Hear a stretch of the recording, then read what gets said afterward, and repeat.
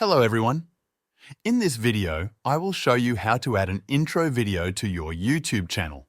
Follow these steps carefully to set it up. To begin, open your web browser and go to the YouTube website. Sign into your account if you are not already signed in. Once you are on the YouTube homepage, click on your profile picture in the top right corner of the screen.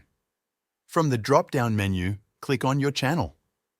This will take you to your channel's main page. On your channel page, click on Customize Channel. This will open the YouTube Studio interface.